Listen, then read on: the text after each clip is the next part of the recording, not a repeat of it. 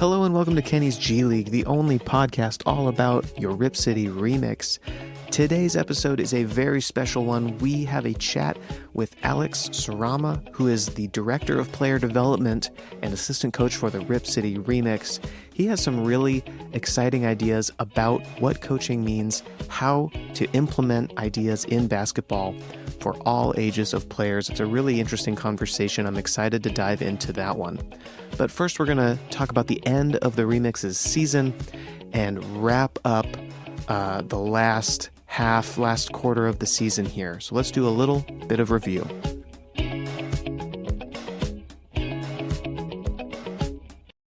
In case you missed it, the remix just barely missed out on the playoffs in their inaugural season. I have to give them some serious kudos for that. Making the playoffs, or just barely missing the playoffs, is an accomplishment in season one of a team's history, so kudos there. In this regular season, the remix ended 18 wins, 16 losses for a winning percentage of .529. And just to show how deep the Western Conference is, the remix, the South Bay Lakers, and the Texas Legends all ended the regular season going 18 wins and 16 losses, and the teams above them were not very far ahead. The Mexico City Capitanes had 19 wins. The Austin Spurs in 7th place had 20 wins, and the Rio Grande Valley Vipers had 20 wins, as well as the Salt Lake City Stars and the Santa Cruz Warriors, all 20 wins, so just 2 wins ahead of the remix. And of course, the remix's final 2 games were versus the Santa Cruz Warriors, so it's not difficult to imagine a world where those two flip-flop in the standings. So kudos to the remix for a really well done first season. Let's take a look at some other stats from players on the team and see how they stacked up this season. Antoine Davis, the shooting guard for the remix, led the entire league in three-pointers made with 117 on the season. He was also the first to 100, which they were quick to note. Other players making some stat leaders categories. George Condit IV, he was 3rd place in field goal percentage at 65.4%. And Ashton Higgins had 9.7 assists per game. That's tied with the first place winner, Elfrid Payton, also 9.7 assists. Other players that spent some time with the remix in season leaders categories are Jamari Bouye, who ended the season with the Austin Spurs. He had 2.1 steals per game. That's good for 4th in the league. And old friend Greg Brown III was 2nd in the league in blocks per game at 2.6. So lots of players with some connections here, leading the league in various categories.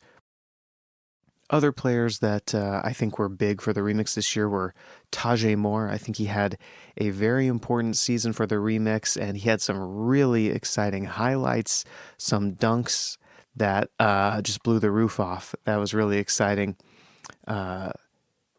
Additionally, some players that I enjoyed watching develop this year were Ibu Baji. I'm very excited about what he could become in the NBA with the Blazers.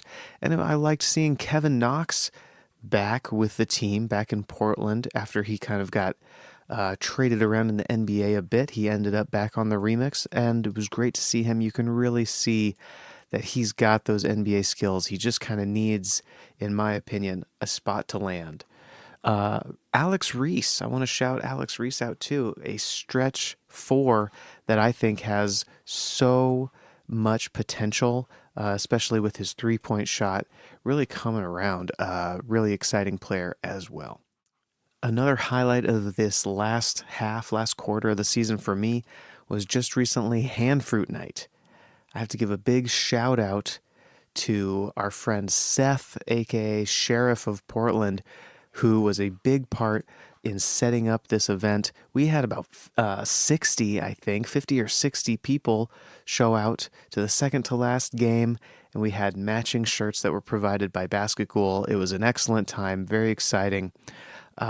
Really great event. I was glad we were able to do that before the season was out.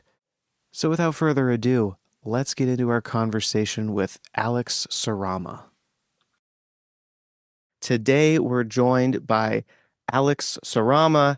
He is the Director of Player Development and Assistant Coach for the Remix, as well as the founder of Transforming Basketball and the author of Transforming Basketball, Changing How We Think About Basketball Performance, which comes out April 9th.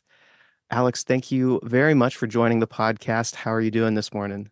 Eric, it's my pleasure. Thank you so much for having me on. I'm doing great. I mean, obviously, we would have loved to have made playoffs, but I'm really positive about the season, and I can't speak highly enough of the experience I had, both from the perspective of the environment the Blazers organization created for us, and then the coaching staff. And I think that starts with Jim Moran. I think the culture we had.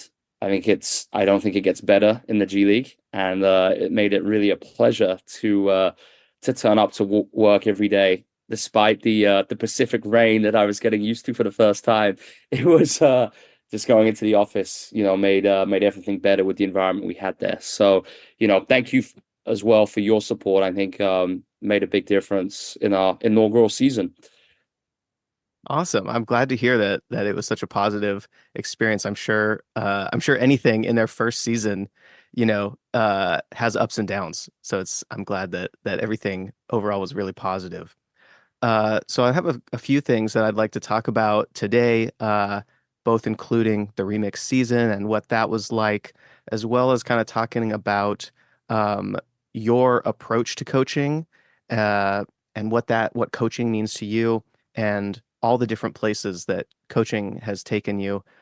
From what I understand, you've coached all over the world, really. I see you're traveling all over the world and coaching at many different skill levels. um, so I guess I'd like to start there, and maybe we'll start with how did you get your introduction into coaching? Great question. So I'm from England originally, as the listeners I'm sure can tell with the accent. Um, so basketball it's growing now, but when I was growing up, it wasn't a big sport by any Hmm. means, and that really just emboldened me, I think, to be even more passionate about the game. So I was playing growing up. I was an average player, probably like a Division 3 equivalent, and I realized from a very early age that the way to stay involved in basketball would be through coaching. Hmm. And so I actually started when I was 16, Eric. Wow, And that was one of the perks of being in the UK because basketball was so underdeveloped. I was able to coach in my school. So I took all that's the younger awesome. kids, and that just gave me the experience and the reps from an Yeah. early age, figuring stuff out, learning how to run practices, etc. And I started my own club. Hmm. And that went on to become really big. We produced like 10 players for England, like you junior, Wow. and that was when I was between 16 and 21 years old. So I Hmm. was going to university. I went to Nottingham in the middle of England, read modern history, and then I was coming back every weekend to run the club. I had a coaching staff of like 8 coaches who I was Wow. managing as like a teenager almost. So Yeah, it was a great that's experience, amazing. and that set the foundation for me working for the NBA league office, Hmm. Europe, Middle East, and Africa. Obviously, did a lot in the States, and everything kind of just soared from that moment on, really. Hmm. That's really interesting. Yeah, that's interesting that basketball is not as big of a sport over there, I mean, obviously soccer and many other things, but that's fascinating. I remember, I think the only person is Joel Freeland, a name that's the only Yep, name that's I'm familiar exactly with. it. Yep, that's exactly it. And So, and I only know him because he was a Blazers legend. that's So it. that He had a good career in the NBA, but yeah. not. I mean, we've got Luol Deng, Right, right, of for course. the Bulls, but really not much else. So John Yeah. Amiche was the first real Brit, but really I'd say Hmm. it would be John, Joel, and Luol, and that's really Interesting. it. Yeah. Yeah. That's cool. That's really neat that you were able to kind of find that niche early on and ride that. And so as you got coaching from a pretty young age, it sounds like you've developed a fairly unique approach to coaching. And as I've kind of been diving into some of your work, you talk about some things like constraint-led approaches and ecological dynamics, and it sounds like a lot of this, if I'm understanding it correctly, um, is kind of coming from a starting point of working with how the body moves in general, which to me, I'm no coach or anything. I played basketball as a child, you know. Uh, Even reading about that now was so interesting because just starting from a place of movement was something that I don't think anyone, when I went to basketball camp as a kid or, basketball practice, whatever, was ever talked about at all. It was here are some one-handed shooting drills. Here Yeah, are we're gonna, run you up and down the court and whatnot. Um, so I thought that was really interesting. So I guess I'd like to start with, before we dive into those topics a little more independently, what do you start with for your coaching philosophy in general? absolutely, Eric. Great question. So, really, what I'm trying to pioneer within the basketball space, and I'd even say the wider sports world, because I've been doing a Mm, lot of other sports mm, over the last 2 years, but obviously cool. basketball is my thing, um, is trying to highlight the importance of having a theory that is informed by science and research, which shapes how we coach. And I think often this is the elephant in the room Mm, because we've had over 50, 60, 70, 80 years in both basketball and other sports, a lot of myths have developed and a lot of drills and approaches yeah. which actually are kind of the total opposite to what the Mm, science informs us. yeah. And as such, what we see, Eric, is a lot of these things kind of become enculturated in basketball. So, you could go to a lot of different practices at different levels, from NBA to grassroots, and you would see the exact same ideas, Mm, drills on display. But what the research shows us is that how the human body moves is actually very different, and the way we need to coach needs to align with what we know about that. Otherwise, we might actually be hindering development or even maybe making the players worse. yeah. So I'm really trying to bring awareness to this movement. And Hmm. good thing too, Eric, is it's I didn't do the research. There are a lot of very smart professors and researchers Uh-huh. all over the world who did this work in it's called motor learning in Mm, North okay. America, skill acquisition in the rest of the world. Interesting. And that's the field. And they've done all the hard work for us. And really, I realized when I started coaching that no one was doing this in basketball. Mm, So I've really just tried to pioneer it through transforming basketball and give this movement some light. And I really believe it's the future of our sport. And I'm yeah. very excited to see where it could go. And that's every level, whether it's beginners or the NBA. Hmm. Yeah, man, that is really fascinating. Just as I've been listening to some of your stuff, it kind of made me appreciate in a way that I had never before that coaching, as silly as it sounds to come to this realization now, is a form of education. And honestly, uh, it's kind of crazy to me that I hadn't really put it in that context before. Again, when I was a kid going to basketball camp, the coaches were the people that just told you, where to go or whatever, but they weren't educating so much. Well, exactly. And like it's been kind of fun to dive into your stuff because like uh on a couple days a week I have worked as a music educator for several Oh, years, fantastic. and it's been kind of interesting already, even just recently, to start to think about, okay, in what ways that I'm, maybe teaching a elementary age kid Yep. to use their hands, to play guitar or to play ukulele or whatever they're playing at a young age. In what ways do I should I probably rethink how I'm, teaching that to go from Fantastic. like do this, this, and this versus I don't know how you might think of it in more of a exploratory way or something like that. Exactly. So, Eric, this is a fascinating topic because I can tell you now, I might diverge, but my biggest hobby outside of basketball is I play Mm. jazz saxophone, Oh, no alto. way. That's Um, awesome. and when I was figuring this out early on, so it was really about 5, 6 years ago where I really came across the research Mm, and started trying to incorporate it. And I was drawing a lot of parallels to how I'd learned to play music hmm. because we have this idea of the scales. You got Yeah. to learn. these scales first before you can play songs, and it's kind of the exact same thing as fundamentals. Hmm. And it's quite funny. You'll see actually in my book, all the chapters I started with quotes from jazz musicians, Oh, which are awesome. relevant for what was in that chapter, because I think there are so many similarities in the field. And Yeah. I've actually done a lot of work over the last 3 years. I've had multiple conversations with musicians. There's actually a whole the University of Sydney, they have a whole field in their jazz center dedicated to ecological dynamics. I've Hmm. done calls with law enforcement trainers, horse riders, and it's Wow. so interesting because these ideas it just they apply to everything in life, like you Hmm. said. Yeah, that's so fascinating. I mean, I feel like the parallels are right there, and I think one of your videos that I was watching, um you something you said made me think about how when I was a music student in like high school and stuff, I would be learning a scale or whatever. And at the time I had a teacher and he would essentially uh just say, okay, now improvise, Mm, and for whatever reason, and I see this in a lot of my students now, the response is freeze, right? Which is yep, totally understandable, to be honest, uh, because it's not built up, I guess, at least in my mind, from a starting place of, okay, how, or not even how, it's not built from a starting place of exploration and inquisitiveness, if that makes that's it. sense.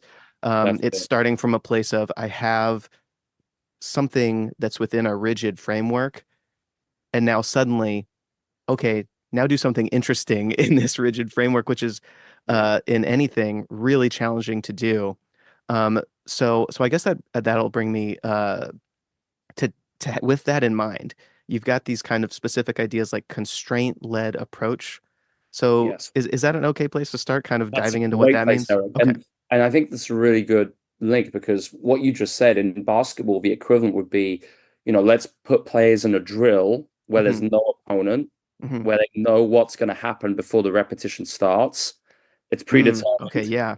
And then let's hope that they can be successful in the game. That's exactly how I view Right. it.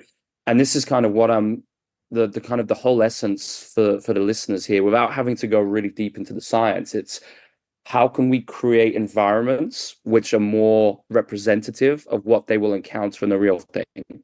And ultimately, what we know is basketball, it's such a dynamic sport. It's so Hmm. unpredictable. Anything Yeah. can happen. And it's based on interactions between the defense and teammates. Hmm. So for me, I view it as counterproductive when, it would then go to practice and we would spend you know, coaches would spend considerable amounts of time where it's all predetermined and the players know the answer before the drill starts. Hmm. So, really, when what we look at with the constraints that approach is it's informed by, you mentioned it earlier on, ecological dynamics. And that is, if you Google that, you'll see a lot come up, but it's a framework that we can use to make sense of movement in human beings. So it's just how we Mm, move as okay. humans. So what we hear of a lot in sports is terms like muscle memory, and you might have heard of, Hmm. and it Yes. actually doesn't exist. That and we have this misnomer and it's every I've spoken to coaches in NFL, like Major League Hockey, Major League Baseball. It's all the same as the Yeah. NBA. And we have this idea that the brain is kind of like a super computing machine, Hmm. which can store these techniques and patterns and bring it out in the game. Hmm. But what we know of ecological dynamics is that the brain doesn't work like that. It's Interesting. we're basically perceiving things in our environment and acting. And this is the interesting, as we're acting, we're perceiving new information. So let's say I was to just leave my house here and start walking towards the Blazers practice gym. I would be seeing things in my environment. And as I'm walking, as I'm trying to cross the road, I'm seeing new information and that shapes future movement action. Hmm. So essentially what that means in practical terms in basketball and anything in any other sport is the ability to be a skilled player is based on your ability to have these functional perception action couplings. So what that means is it's not about having a technique or a movement, because a lot of the time the way a technique is taught, you can't even apply that in the game Hmm. because the environment and the defense shapes what you can do and what you can't do. Hmm. So it's really a simple way of looking at it is trying to have a decision in, as much as what we're doing as possible. Um, and the idea is that we can use these constraints to create these very specific environments. So it's Hmm. if I kind of set up just a random game, like let's say a one-on-one, Yeah. that okay, some good stuff might happen, but it's probably not going to be that effective from a learning perspective because Right. it's not constrained. So Yeah. anything can happen, and the players aren't going to pick up new information that maybe they're not picking up. They might be able to resort to some similar tendencies that they already do. So the idea is we kind of use constraints to destabilize certain movements and getting them picking up new information. So the easiest example might be, okay, we're going to play a one-on-one, but against a coach maybe, but we're going to have you always drive from a new location Hmm. because how you move coming from the corner is going to be very different coming from the top compared to Yeah. maybe coming from the high post or the low post. And as well as that, we're going to give you a 3 second shot clock. So the movement is faster, more decisive, as we'd see in the game. And we're also going to constrain where you can score from. So I call it a gold medal shot, which is a shot inside the smile, and a silver medal is a 3-pointer. So I Hmm. like having these metaphors and Yeah. analogies to help with the learning process. So Yeah. suddenly, Eric, with some tiny changes from our base one-on-one, we've now got a really useful activity. And the fun part is we can individualize this activity based on the player's needs. And I call it a rate Hmm. limiter. There's a whole section that in my book. So, imagine that every player is different. So I Hmm. don't believe in copy paste methodologies where they're all treated the same and maybe they're all doing the exact same drill because what one player needs is going to be completely different for what another player needs and their rate of development. So what we could do is individualize these constraints. So for one player, maybe we say, okay, we're going to have an extra defender. So it's actually going to be a 1 against 2 because we've really got to improve your ability to Hmm. handle against pressure and in tight spaces. Whereas for this other player, we need to improve your weak hand. So we're going to say you can only finish with your weak hand at the rim. Or another player, maybe there's a good opportunity for them to look for more finishes off 2 feet because they're coming in and they're getting bumped when there's a defender on their hip. So we might over constrain it in a short dose because we Yeah. don't say, finish off 2 feet every time like we see in college. Sure. That we can do so. But maybe just for a few minutes of a practice, we do that and we see what happens. So this is kind of for me, this is the intellectual part of it, which really excites me because you can create such a cutting edge learning environment with this approach. Yeah. And it's so different to the dominant approach, I call it, which is, one size fits all drills, kind of no opponent, just repetition, repetition, Hmm. repetition. Instead, with this approach, what we're trying to get is repetition without repetition. And that's a big, Yeah. I love that. That's a great way to put it. yeah. Yeah. And what does that look like in your experience so far using these ideas with maybe, say, a younger age versus a player that's maybe had a high school or college Sure. experience? Is it what do those two groups look like when you put these Absolutely, things Eric. into practice? So for me, it's a great question because when I started with this, my biggest concern was, but how can we do this with young kids where Hmm. when they've never played basketball? How can we go in Yeah. and create environments and go live without having to do drills and fundamentals? And it took me years to figure it out. And for me, the key answer lies in simplifying the activity and reducing the challenge point. So there's this concept in motor learning called optimal challenge point, and the researchers behind it were Guadagnoli and Lee, and it came out in 1979, so years old. And really, what they said, Eric, was that in any activity, the challenge has to be just right to have an optimal value for learning. So Hmm. if it's too difficult, probably not much use. But if it's too easy, which is the biggest problem, what we see right now Oh, from NBA really? grassroots, there's Hmm. no value. So Yeah. goes to show, we could theoretically say that we're 50 years behind. It's in Yeah. some regard, when the research has been there for so long. But anyway, it's with beginners and younger players, it's the key is to simplify it with constraints. So what I might say is, okay, the defense, you're going to play defense with no hands, but you're trying to make them miss with how you position your body. And when they Hmm. shoot it, you're trying to get the rebound to stop the possession. If the Yeah. offensive player gets the rebound, they can keep scoring. Hmm. So that would be a very creative way. Maybe it's one hand. Maybe we limit the steps they can take. So I say, Hmm. okay, it's a live one-on-one, but you only have 3 steps. Sometimes I get them holding a bib or a basketball and they play defense on the ball. So it's Hmm. basically about being really creative. And I think Yeah. the key thing for younger kids, which is the biggest problem in the States, is that you guys don't often have these lower baskets and the smaller Hmm. basketball. Oh, interesting. So this is really funny because in the NBA, everyone's been talking about European basketball and why there's so many European players in the Uh-huh. NBA. And I can tell I've been fortunate enough, Eric, to have traveled to over 40 countries now, Wow. and most of Europe. And I've Hmm. seen basically basketball at every level in Europe. And it's the coaching is still very much based on the dominant approach. I'm actually doing some work now with a few federations like Sweden, Germany, Hmm. where we're going all in CLA, and they're doing Cool. this with coaches across the whole country. But still, 98% of European basketball is fundamentals. But the reason the players are better is because from a young age, the reason they're more skilled is because they have 8 foot rims and size 5 basketballs. So sure enough, the basketball movements that emerge are more useful and they can actually do more skillful things Right. because and there's a lot of research on this in motor learning. It's called equipment scaling.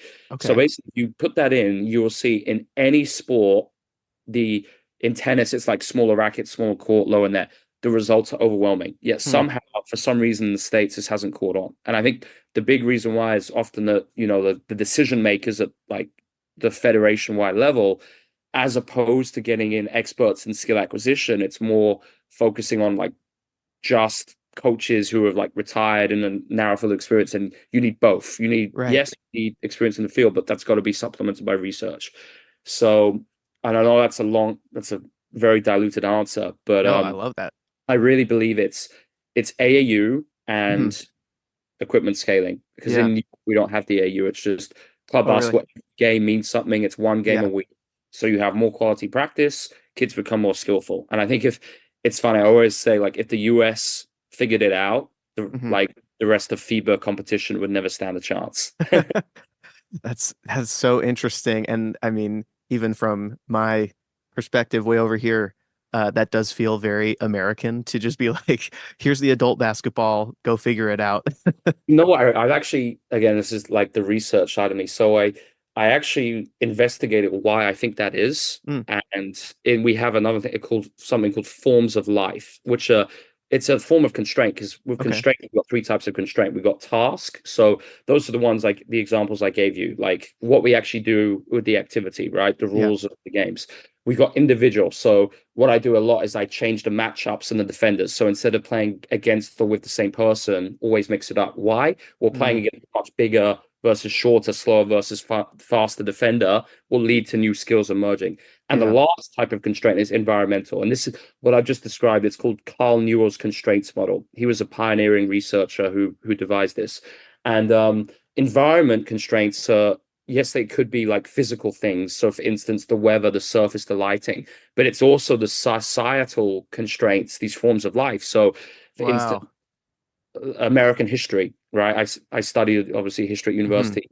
You've got a distinct policy of isolationism. Right. That was the policy of the country to be, away from what was going on. It was like 100 years you guys didn't get involved in like European wars or conflicts, and then that's led to a very distinct idea of like laissez-faire. Uh-huh. And what that's led to is I think the US is the only country in the world really where there's no shot clock, or it changes in every state, and it's not passed down from a federation who says this is Yeah.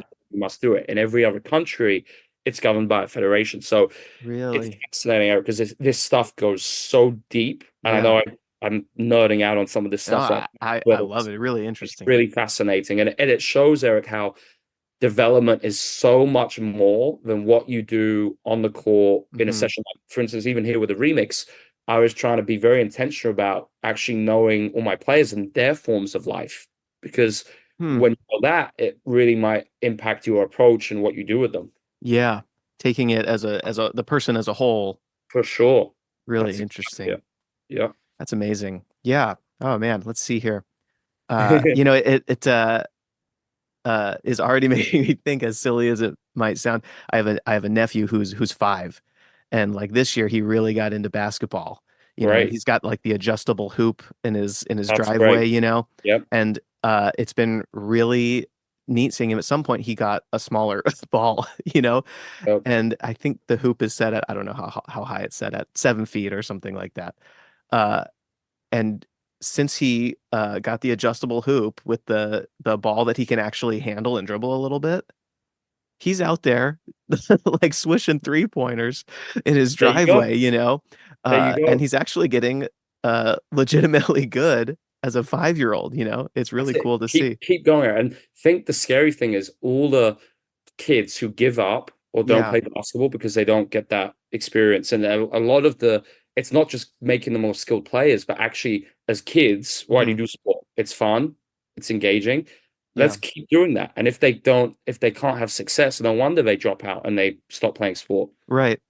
And I have to imagine, similar to when I might have like a guitar student, Yeah.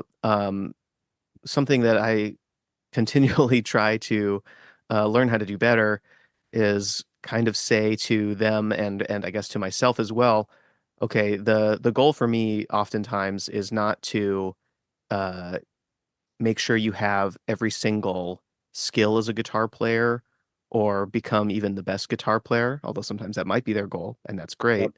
Uh, but especially since I'm working often with elementary age kids, high school usually being the oldest, you know, I'm trying to always get better at sort of doing, how do we just make this a positive experience that, like, maybe you don't play music at all in the future, but it is a positive experience for you, and maybe it leads you to, I don't know, woodworking or something else that That's you can it. kind of take the skill of learning and apply it in some different form. You know what I mean? Totally, Eric. And I'm Like, sure you see that in basketball. all the time. It's like I kind of say to people that people like let's take the remix players now. Yeah. I kind of have the mantra of every interaction every day I want to make practice the best part of their day and Hmm. the whole interaction they have with me. So Yeah. even if it's a pre-practice segment where I have 12 minutes, let's really bring something different to the table where it's not a drill that they've done their whole career in the G League or college. Yeah. Let's do something different every single time. So they're stimulated to be there. Then I make the interaction with them purposeful and all of that. And it's the reason why is because in 10 years when players are retired or whatever, they're not going to remember the results. Yeah. Like very rarely. They're going to remember how you made them feel.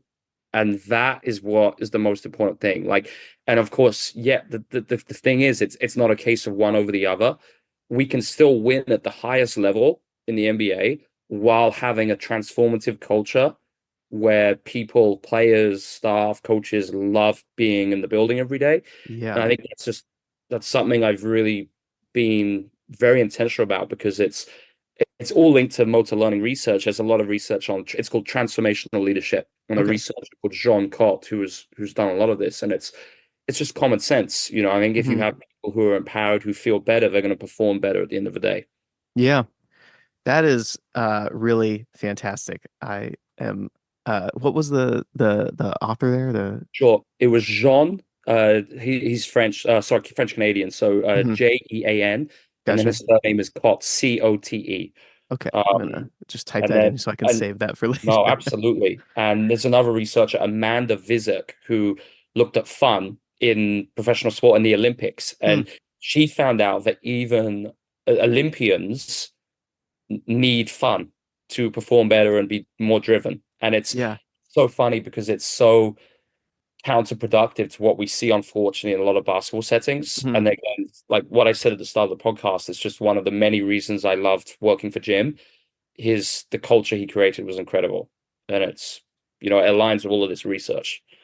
That's really neat. Yeah, I've heard nothing but really positive things from the people I've talked to about Definitely. Jim. Sounds great. Definitely. Uh, yeah, that is some really interesting stuff. Man, I am so curious to look at some of these people a little bit more later on.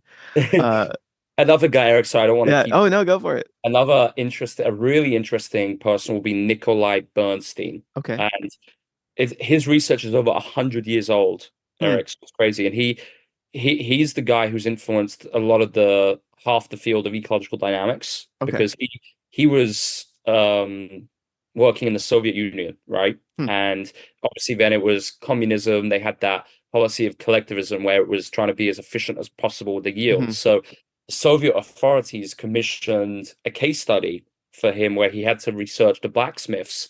And they basically said to him, "We need our blacksmiths to be more efficient.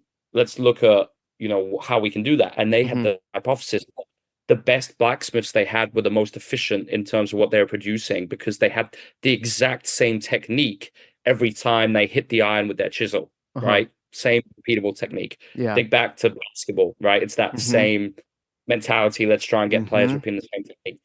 So what he found was profound for motor learning as a field because it was actually the expert blacksmiths who had the most variability compared to the beginners. Wow.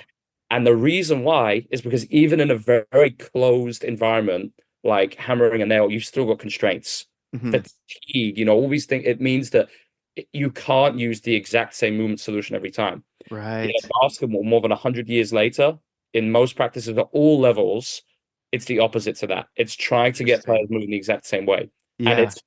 it is physically impossible to move the same way in a game. You just no two movement is the same. So Okay. Yeah. the whole thing is if we know that's the case, why are we still practicing like this?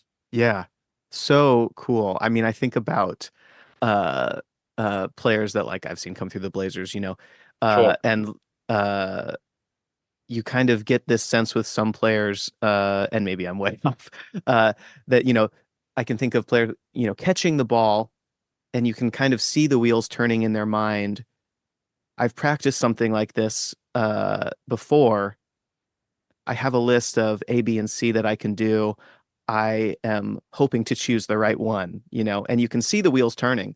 Uh, versus other players that almost seem to be playing the game outside of the game. Obviously like Jokic or someone like that. It's like he's Yes. seeing a whole new sport, you know. Exactly, Uh, Eric. That is mhm. that's such a good practical example. And Okay. that's why I think it's like when we go in and we teach these movements, it's again the research here is internal versus external feedback. When you try and tell an athlete how to move their body, it's never good for learning because Interesting. you're fighting the system basically. You're fighting Yeah. the way the body moves is so different for every player. Take shooting as one Uh-huh. example. Yeah. Every player rip sitting, every player shoots so differently. Mm. So we can't go in and like try and get every player shooting the same. It wouldn't work. It wouldn't be Mm. effective. Yeah. And even at the highest levels of our sport, that this this kind of isn't known. So Mm. that's what excites me about just how much potential there is. And I think over the next 10 years, the NBA is going to change enormously. And I believe that this skill acquisition will be the biggest part of that. And I think it's got the power to be like the next Moneyball. What Moneyball Yeah. was in analytics, I think this could be the next wave. Great comparison. Really good comparison. And so I guess as we kind of wrap up here, uh, if over the next, 10, 15, 20 years, we see kind of these things implemented more and more, how do you think that could change the game? Absolutely. Great question. So I think the rules of the game are basically the task constraints, right? So Hmm. Hmm. I think we would see new skills emerge, which would be fascinating. I think we'd have an even better product on Hmm. display. Yeah. Um, and I think just think even from the perspective of fans watching, Hmm.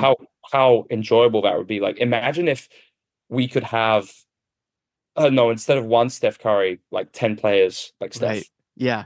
And I'm not I don't want to kind of undersell just how incredible he is, Yeah. and how unique he is. But all I'm saying is I do think there's such undiscovered territory Hmm. in this space. So I think it could just be amazing to see. And I think that could even lead to different ways of playing basketball. Different Yeah. principles of play may emerge as coaches, figure out how to use these players in different ways. And I think That it's funny, Eric, because that's really how I started the book. And I was Hmm. basically saying that the game is actually it's continuously basketball as a game is continuously evolving. It's Yeah. the NBA changes the rules slightly every year, and obviously some years a rule change might be more drastic than others. But despite all of this, the coaching approaches we've used have basically be the same as the 1950s. So Yeah. whole premise here is if we know the game is changing, the players are constantly changing. Let's think about as coaches and all my stuff. It doesn't just apply to coaches, but athletic strength coaches, physiotherapists, like everyone in an organization. What does this mean for our role as a practitioner when we have this evidence and new information? Hmm. Yeah. I mean, it sounds like it could be quite different in, a decade. It's really interesting. 100%. I saw that clip a couple days ago. You may have seen it, where Jokic, I think he gets a steal, like behind the other team's 3-point line, and he goes to shoot a three, and he gets fouled. And I, since kind of coming in contact with some of your work, it made me think, oh, this is one of those things that is clearly showing within the rules. There's something that Yeah, should probably change, or at least there's something that one player has realized. Uh, that's it. if you're thinking about the game differently, this is something that maybe doesn't make sense given what we can do now versus when the rules were Eric. implemented or whatever. That's exactly it. And I can tell you this. I actually when I worked for the NBA league office, I had the pleasure. I spent time with Nicola in Sombor, Mm, where I helped run his youth camp. And the nicest guy ever. That was, when he was really starting to get really big and yeah. just so welcoming and like no ego at all. But I can Hmm. guarantee you he would not have had, been working with a skills trainer in his younger days. There's a Hmm. famous photo of him as a youth player, and I think I think is the biggest thing which stands out to me is Jokic is a great example of a CLA player. And even if he didn't Interesting. train in an environment where, Yeah. in the CLA, just in terms of his playfulness, his how he explores the whole time, how he's Yes. there's how he does some things like even his shot, it may seem unorthodox, but it's Hmm. highly effective how he gets it done. Yeah. And imagine if one coach came in and tried to say to him, all right, this is the one thing you must do every time. You can't do your passes, you got to do a chest pass. Hmm. I don't want you to pass with one hand. And it sounds funny, but the sad thing is here, Eric, that hundreds of thousands of coaches are saying this to their players every day, all over Mm. the world. And Wow. that's kind of what I'm trying to change with transforming. And it's Hmm. maybe I'm being very ambitious, but I do feel like we are already we only started back in August, because before that I was just sharing all my ideas kind of individually. Yeah. But I know we're having a big impact, and I think that's really what it comes down to. Can we make players have a far better experience of basketball, regardless of the level they're at, and actually have the coaches enjoy the process more as they go about it? And I really think that's what the CLA does. Really amazing stuff. I think we will wrap up there, I guess, for today. Uh, Thank you so much for joining the podcast. This has been a really interesting conversation, and I just want to point anyone that is listening to check out your book and your podcast and learn more in depth about all the things we've been talking about today. So thank you so much for joining, Alex. I really appreciate it. Eric, my pleasure. I loved it, and your questions were excellent. So I really enjoyed the discussion. Thanks for all your support. Thank you. I appreciate it.